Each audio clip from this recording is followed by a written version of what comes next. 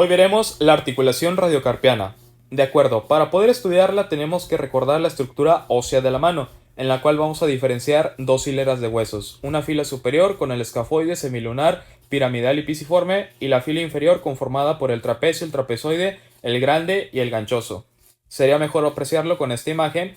En los recuadros celestes observamos a los huesos de la primera hilera, escafoide, semilunar, piramidal y pisiforme, y en el recuadro rojo diferenciamos a los huesos de la segunda hilera, trapecio, trapezoide, grande y ganchoso. Bien, ¿qué hay que recordar acerca de esta articulación? Vamos a clasificarla como una articulación sinovial de tipo elipsoide. Se va a formar por la unión de la epífisis inferior del radio con los huesos del carpo. Y eso, en cuanto a las superficies articulares, tenemos que la parte específica del radio que se articula con los huesos del carpo es la cavidad glenoidea del radio. Se va a articular con el cóndilo carpiano, que se conforma únicamente por los tres primeros huesos de la primera hilera, que serían escafoide, semilunar y piramidal. Apreciando un poco más las características de estas superficies, tenemos que la superficie radial es de forma cóncava y triangular, y también tiene una superficie ligamentosa que corresponde al disco articular, y en cuanto a la superficie carpiana es convexa.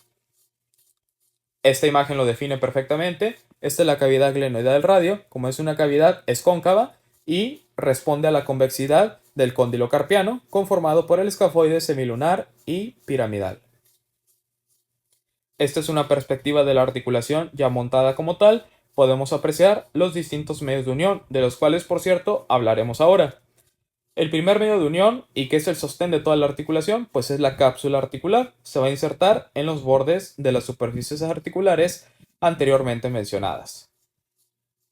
Las inserciones específicas de la cápsula articular son las siguientes: borde anterior y posterior de la superficie articular del radio, más los bordes del disco articular, más el contorno de los huesos carpianos. En cuanto a los ligamentos importantes para la articulación, es el ligamento anterior, que es un ligamento de soporte, el ligamento posterior, también llamado radiocarpiano dorsal, el ligamento colateral cubital y el colateral radial, es decir, dos ligamentos a ambos lados para brindar soporte. Y también tenemos el ligamento radioescafolunar. En cuanto al ligamento anterior, tiene distintos fascículos: el fascículo radiocarpiano palmar, que se origina en el borde anterior de la cara articular del radio y en la apófisis estiloides y se inserta en el semilunar y en el piramidal. Y el fascículo cúbito-carpiano, su origen es en el cúbito y se inserta en la cara anterior del semilunar, piramidal y el hueso grande.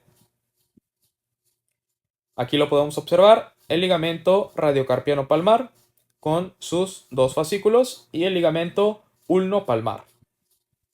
Bueno, ulnocarpiano palmar, que sería este de aquí. En cuanto al ligamento posterior, o también llamado radiocarpiano dorsal, se origina en el borde posterior del radio y se inserta en la cara dorsal del piramidal y del semilunar. Sería este de aquí, radiocarpiano dorsal. Obviamente esta es una perspectiva posterior. Podemos observar aquí el ligamento en su origen y en su inserción. En cuanto al ligamento colateral cubital, se origina en la apófisis estiloides del cúbito y se inserta el fascículo anterior en el pisiforme y el fascículo posterior en el piramidal. Este sería el ligamento colateral cubital. Vean cómo se posa sobre un lateral de la articulación, por eso se llama colateral, y ulnar o cubital porque se origina en el cúbito precisamente y termina por insertarse en el piramidal. Esta es otra vista del ligamento colateral cubital. Vean cómo se aplica directamente hacia el hueso del carpo que le corresponde. Y en cuanto al ligamento colateral radial, como su nombre lo dice, este se va a originar en el radio, específicamente en la apófisis estiloides de este hueso, y se va a insertar en el escafoides, es decir, el primer hueso de la primera fila de los huesos de la mano. Ese sería el colateral radial. Este es el radio y una de sus partes es la apófisis estiloides. En su vértice se origina este ligamento y termina por insertarse lateralmente en el escafoides. Esta es otra vista de este ligamento: apófisis estiloide del radio, escafoides. El ligamento radioescáfolunar se va a originar en una escotadura. Esa escotadura lleva por nombre escotadura radioescáfolunar inferior y se va a insertar en el escafoides y en el semilunar. Es por ello que lleva este nombre, radioescáfolunar.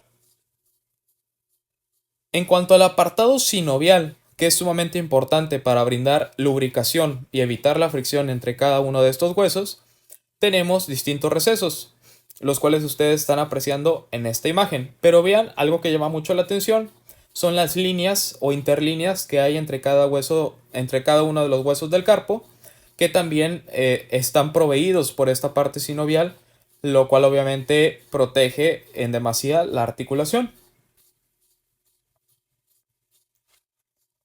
También tenemos comunicaciones entre cada uno de los pliegues sinoviales. Tenemos el pliegue sinovial posterior, que está remarcado con esta línea negra. Y tenemos también la comunicación con el receso preestiloideo, así como también el pliegue sinovial anterior. Si hay un pliegue sinovial posterior, hay un pliegue sinovial anterior. ¿Cómo se relaciona esta articulación? Vamos a estudiar sus relaciones en la cara anterior, posterior, cubital y radial. La cara anterior se va a relacionar con los tendones extensores de la mano, mientras que la cara anterior también continúa relacionándose con el túnel carpiano, específicamente con los tendones flexores de los dedos y también con el nervio mediano, y se va a desarrollar profundamente al retináculo flexor. En cuanto a la cara cubital, está marcada por el relieve del ligamento colateral cubital, por lo cual esa es su principal relación. La cara radial se va a relacionar con la apófisis estiloide del radio, la cual va a ocultar la articulación por la prominencia ósea que esto significa, y también con la tabaquera anatómica, que es otro punto de referencia, donde podemos encontrar los tendones de los músculos flexores largo y corto del carpo y también en la arteria radial.